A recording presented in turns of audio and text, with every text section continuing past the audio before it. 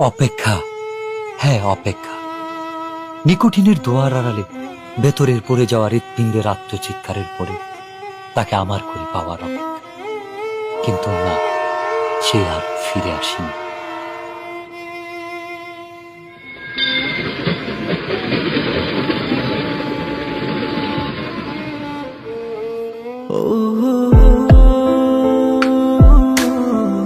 তবে এসেছিল এই পাহাড়ের পাদদেশে আজ থেকে অনেক বছর আগে, সন্তের জেগেরা সীমান্তবর্তী জেলা শেরপুরের প্রত্যন্ত একটি গ্রাম।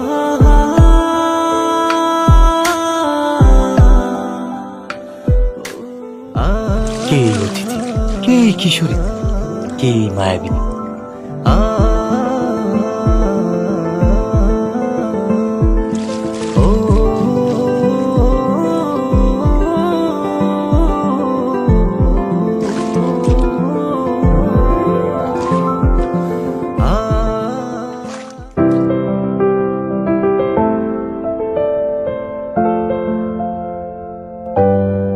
যার বিরহের অনলে পড়ে স্বপ্নের মতোই বদলে গেল এক যুবকের জীবনের গল্প। হ্যাঁ, স্বপ্নের মতোই বদলে গেল।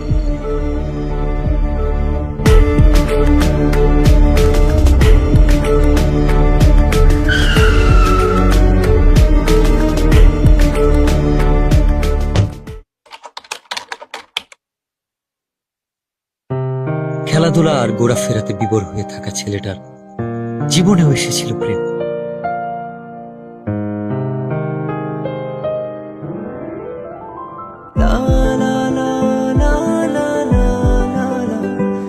চোখের ভাষায় কেউ যেন বলছে, আমি এসেছি তোমার হয়ে, আমাকে তোমার করে নাও।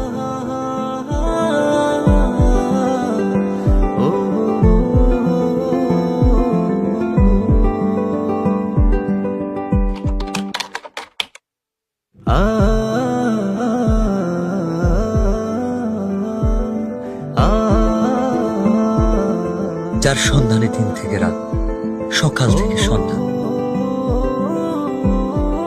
কেবল এক পলক দেখার ইচ্ছা। সে এক লজ্জা।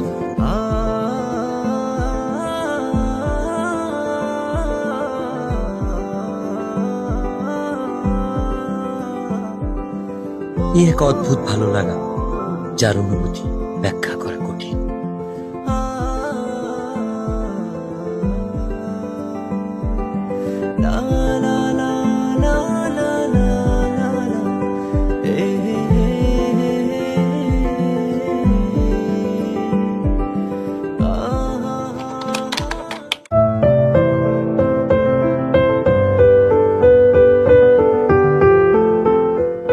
বারবার ফিরে আসি অদ্ভুত একটা টান।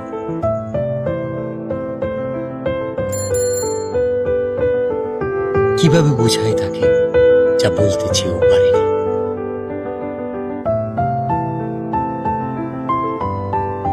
আপু, ওই ছেলেটা কে? ও তো আমাদের এলাকার বিল্লাল ভাই। উনি কি প্রতিদিনই এদিকে আসে? না, ভাইয়া তো এদিকে আসে না। ও আচ্ছা।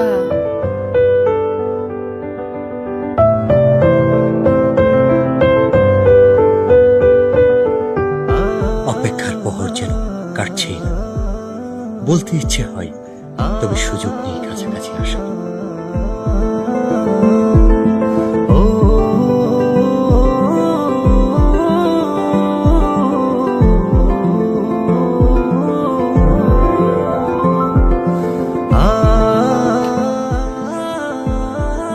না বলা সব কথা লিখে এনেছি তাই রঙিন চিঠিতে।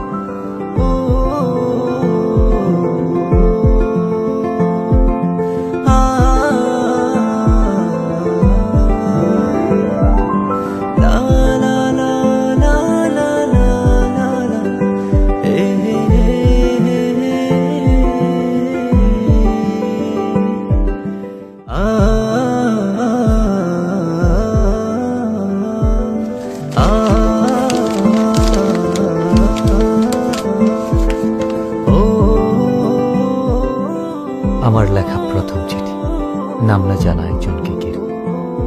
সেই একজন যাকে আমি লিখে রাখতে চাই মনের দরজা, যার ছবি আঁকতে চাই ভালোবাসার রঙিন তুলিতে মনের ক্যানভাসে। তুমি সেই রমণী যে আমার ঘুম কেড়ে নিয়েছ, রোদ খরার দেশে চাতক পাখি যেমন মেঘের জলের অপেক্ষা। দিনের পর দিন তোমার জন্য আমার অপেক্ষা ফুরাবে না কোনোদিন। আমাকে ভালোবাসা যাবে উত্তরের অপেক্ষা।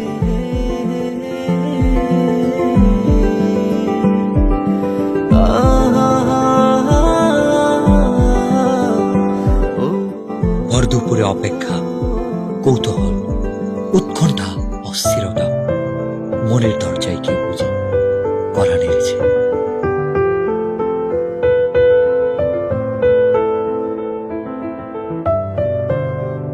আমাকে ডাকছো কেন? একটা দরকার ছিল। কি দরকার? এই চিঠিটা ওর কাছে দিতে পারবা? ওটাকে? ওই যে ছেলেটা আসে। ও আচ্ছা, বিল্লাল ভাই। আচ্ছা দাও। বিল্লাল ভাইয়ের কাছে তো পৌঁছে দিতে পারবো না, কিন্তু ভাইয়ার সাথে যে ছেলেটা থাকে নুসান, ওর কাছে পৌঁছে দিতে পারবো। আচ্ছা, যেভাবেই হোক চিঠিটা পৌঁছে দিও। আচ্ছা আচ্ছা, ঠিক আছে। ভাই, ইদানিং খেলতে যাও না, ব্যাপারটা কি? আমার খেলতে ভালো লাগে না। তোমার খেলতে ভালো লাগে না? ভালো লাগে না। বুঝছি, কি বুঝছস? কিছু একটা চলে। আরে না, এমনি খেলাধুলা ভালো লাগে না। ভাই কেমন আছো? ভালো আছি। এই নুসান, এদিকে আয় তো। কি হয়েছে, এত চিল্লাইতেছস কেন? দেখোস না ভাই আছে। এই চিঠিটা ভাইয়াকে দিবি। কে দিছে? তোর জানার দরকার নাই, ভাইয়াকে দিলে ভাইয়া বুঝতে পারবে। আচ্ছা তুই দাঁড়া, আমি ভাইকে বলতেছি। আচ্ছা। ভাই, মিলি দিছে।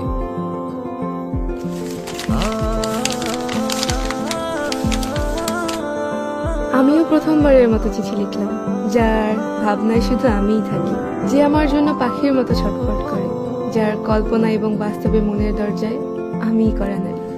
আপনি সেই পুরুষ যার চোখে মুখে শুধু দেখতে পাই আমার জন্য ভালোবাসা। হঠাৎ আমি বুঝতে পারি কেউ আমাকে মন থেকে চায়, খুব করে। আপনার অপেক্ষা ফুরাবে কিনা আমি জানি না, আপনাকে উত্তরটা জানিয়ে দিলাম। একটাই কথা বলবো, ভালোবাসি। মিলিকে গিয়ে বলবি শিমুল বাগানে আজকে 4টার সময় ওকে নিয়ে আসতে, আমার অপেক্ষা কর।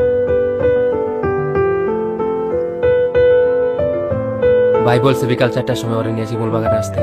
ওরে নিয়ে আসবি কিন্তু। আচ্ছা ঠিক আছে, আমি ওকে নিয়ে আসবো। মনে থাকে যেন।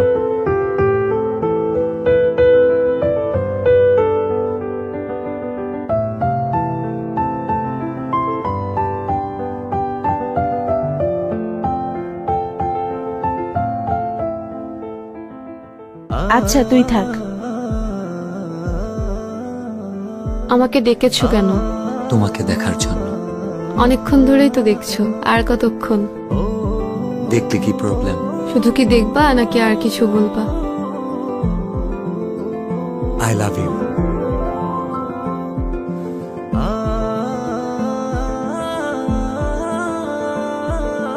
আমি কিন্তু আমার উত্তরটা পাইনি। এটা আমি আমার কাছে সারা জীবন রেখে দিব।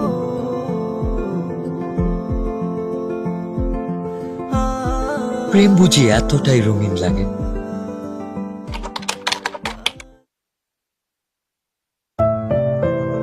তবে রঙিন দিনগুলো হারিয়ে গেল কুয়াশা ভেজা সকালের ন্যায়। কে জানতো এই দেখাটাই হবে শেষ দেখা।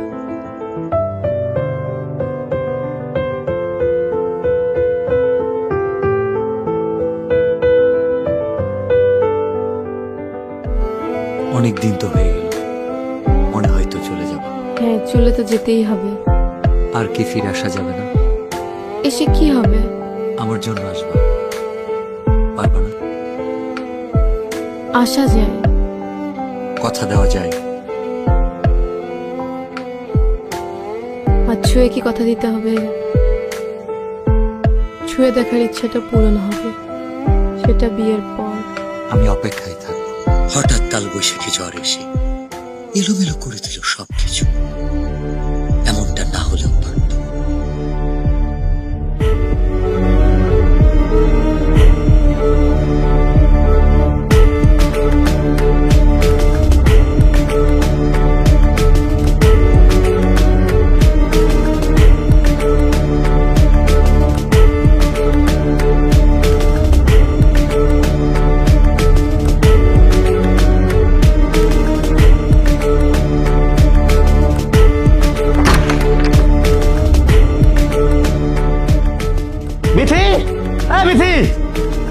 চিল্লাচ্ছ কেন? তোর বোন কি এলাকা ঘুরতে আসছে নাকি আমার মান সম্মান নষ্ট করতে আসছে? কেন? আমার বোন কি করছে? এই তোর বোন বিল্লালের সাথে কি করে? ওর সাথে আমি যেন না দেখি।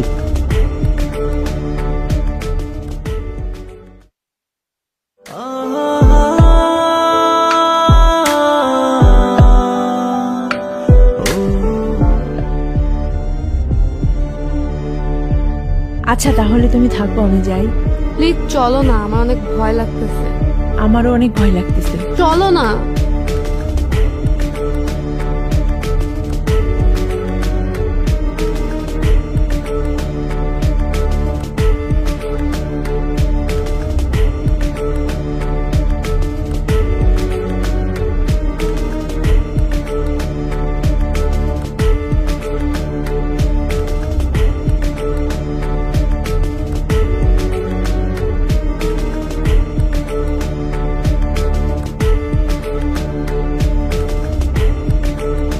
তোকে যেন আর কারোর সাথে মিশতে না দেখি, আর কালকে সকালেই তুই চলে যাবি।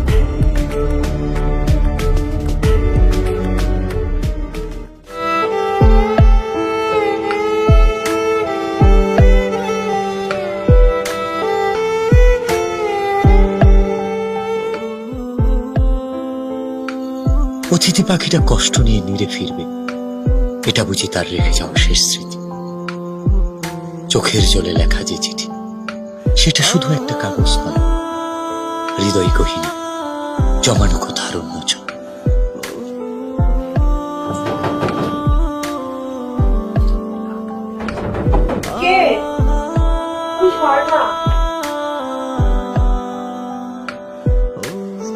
এত রাতে তুমি এখানে? মিলি, আমি বুঝতে পারিনি আমার জন্য তোমাকে এত কথা শুনতে হবে। আমাকে মাফ করে দিও, আমি কালকে চলে যাচ্ছি।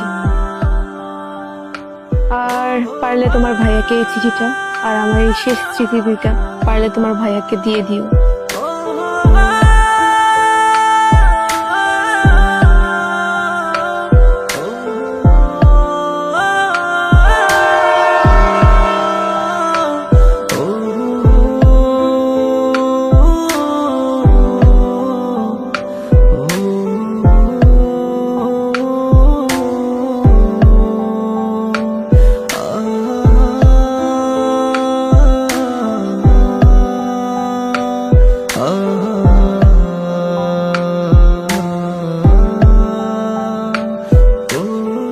রঙের চিঠিতেও রং নেই, আছে কাছ থেকে দূরে যাওয়ার কোনো একটা ভয়ানক গল্প, যে গল্পের শেষ